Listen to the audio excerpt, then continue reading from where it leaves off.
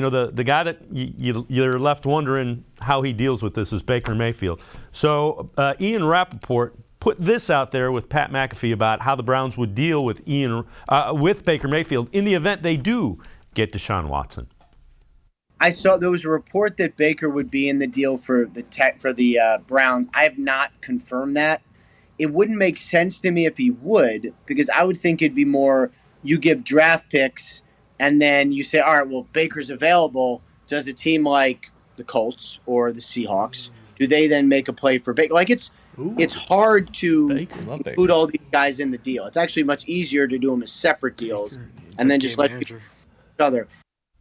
And Scott, the thing that I would say is if you include Baker Mayfield in a Deshaun Watson trade, take out one of those first-round picks. He's a first-round pick.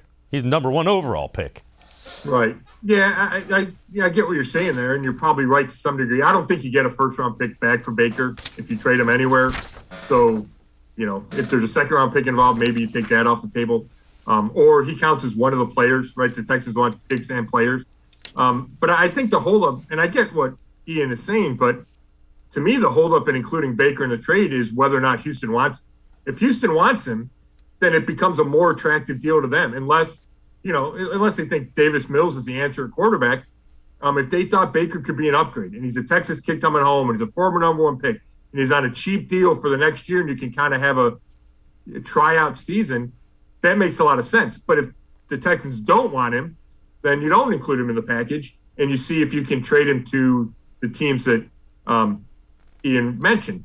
And I get that thinking. I also think that once you trade for Deshaun Watson, the leverage you have to trade Baker Mayfield goes down because everybody in the league knows you're going to trade him. He's not staying with Deshaun Watson.